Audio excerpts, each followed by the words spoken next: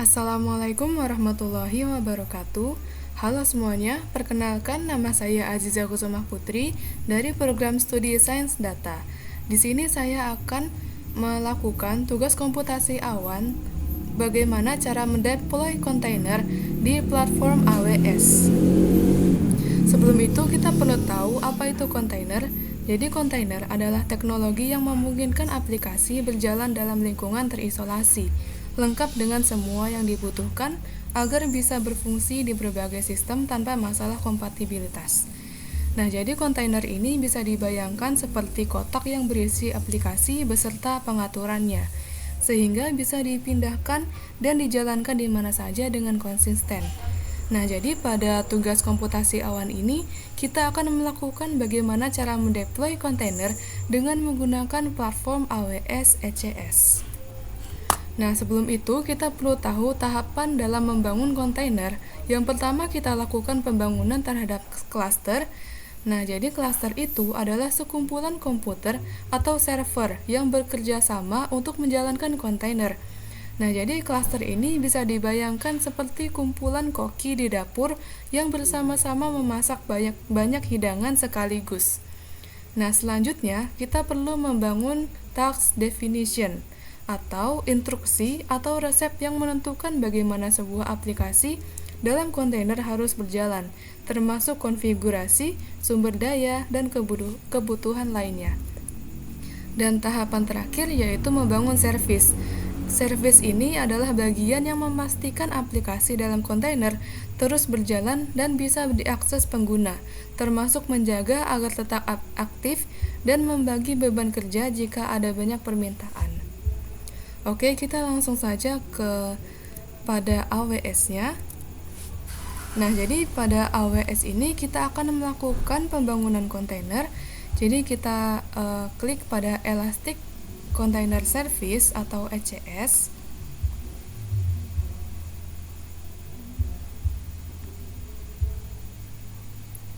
Nah, di sini pertama yang harus kita lakukan adalah membangun cluster. Nah, untuk membangun cluster, kita bisa mengklikkan di sini Create Cluster. Nah, pada bagian ini cluster configuration ada cluster name. Di sini kita dapat isikan nama cluster yang sesuai dengan yang kita inginkan. Misalnya kita isikan dengan koma RB.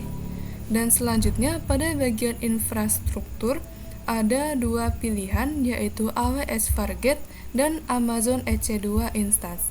Nah, jadi apa bedanya dari kedua pilihan ini? Oke, pada bagian infrastruktur tadi ada dua yaitu AWS Fargate dan Amazon EC2 Instance.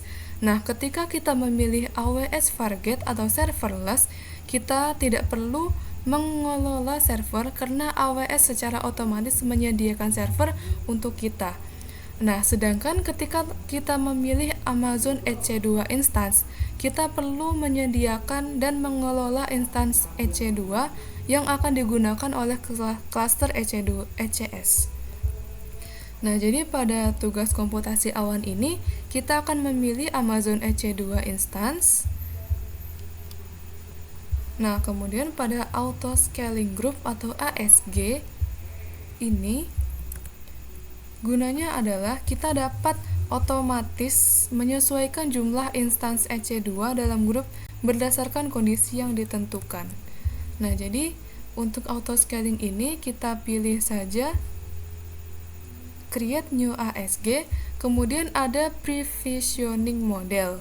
Nah, jadi Previsioning Model adalah bagaimana cara kita membayar untuk kapasitas komputasi. Dan pada Previsioning Model ini ada dua, yaitu On Demand dan Spot. Nah, jadi apa bedanya? Nah, ketika kita memilih On Demand, kita akan hanya membayar untuk waktu instance yang berjalan. Jadi misal kita memiliki 3 instance, maka kita hanya membayar untuk 3 instance itu saja. Nah, sedangkan ketika kita memilih spot, kita akan memanfaatkan kapasitas EC2 yang tidak terpakai dan ditawarkan dengan harga diskon. Nah, jadi pada tugas komputasi awan ini kita memilih on demand. Kemudian container instance Amazon ini atau AMI ini gunanya untuk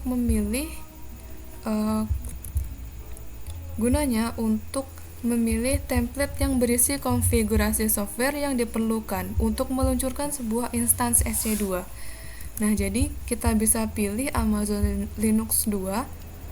Ini sudah sesuai dengan bawaan dari Amazonnya.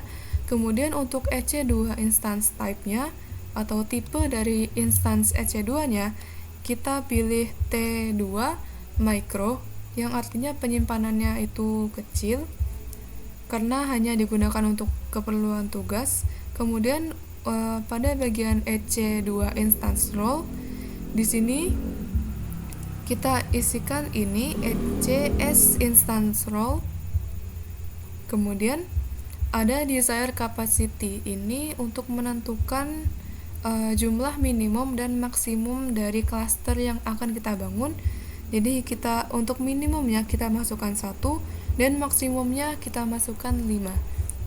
Kemudian ada SSH key pair, kita di unable kan, dan ini root EBS volume charge ada 30, dan seterusnya ada VPC, kita set dengan default, dan ada subnet, ini kita pilih semua untuk ketiga jenis subnet ini. Dan selanjutnya ada security group, kita pilih use an existing security group, dan setelah itu kita akan melakukan pembangunan cluster dengan mengklikkan create. Oke, kita tunggu saja, cluster sedang dibangun. Oke, bisa dilihat di sini cluster sudah dibangun, yaitu .rb. Nah, selanjutnya tahapan yang kedua, kita perlu membangun task definition. Untuk membangun task definition di AWS, kita bisa melakukan klik pada bagian ini, garis 3 ini, kemudian kita klikkan pada bagian task definition. Nah, selanjutnya untuk membuat task definition baru, kita klikkan create new task definition, lalu pilih yang atas.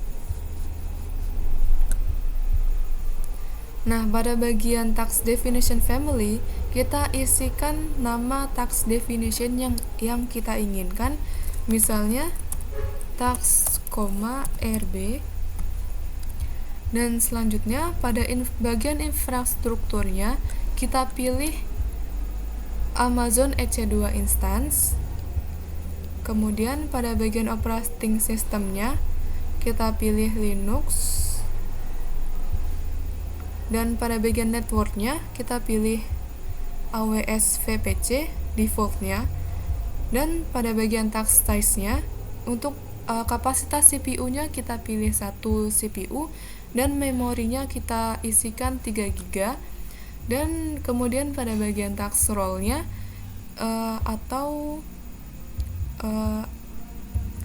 sesuatu yang akan dilakukan pada task-nya, kita isikan none. Kemudian task execution role, kita isikan none juga.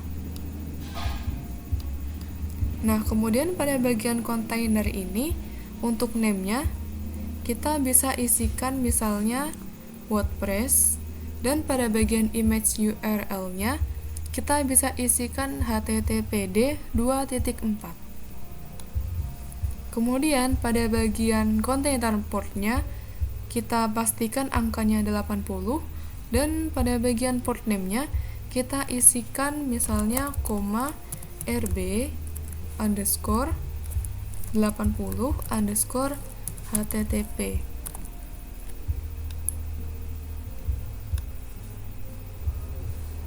Dan kemudian untuk CPU-nya kita set 1, GPU 1, memory hard limit ada 3, dan memory soft limit ada 1. Dan setelah itu kita bisa langsung membangun task definition-nya dengan mengklikkan create.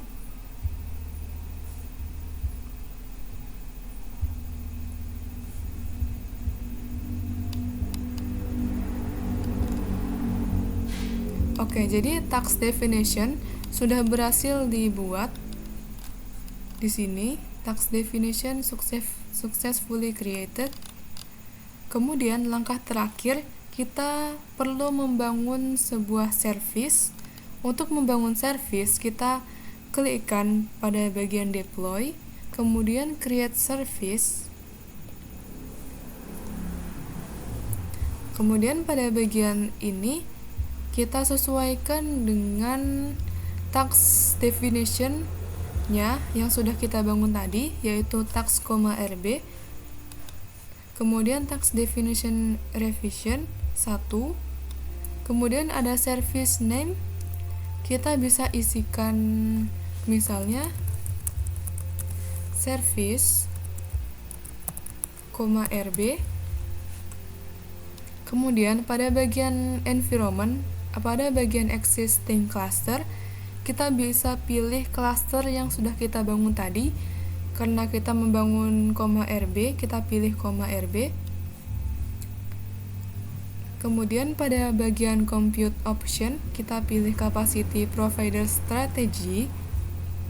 Dan pada bagian capacity provider strategy, kita pilih use cluster default.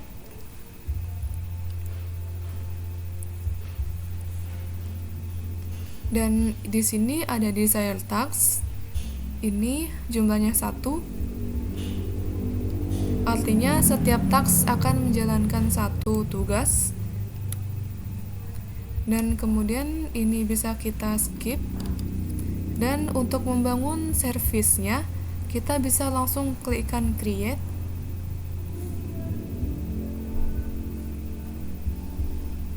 Dan kemudian kita akan menunggu untuk pembuatan servisnya selesai. Oke, setelah pembangunan servis selesai, maka sudah selesai juga pembangunan kontainer pada AWS-nya. Jadi bisa disimpulkan tahapan dalam membangun kontainer pada platform AWS, yaitu ada 3 tahapan. Yang pertama, kita lakukan pembangunan terhadap klasternya. Selanjutnya kita lakukan pembangunan terhadap task definition, dan yang terakhir kita bangun service-nya. Jadi mungkin itu saja tugas komputasi awan yang bisa saya sampaikan. Kurang lebihnya mohon maaf. Wassalamualaikum warahmatullahi wabarakatuh.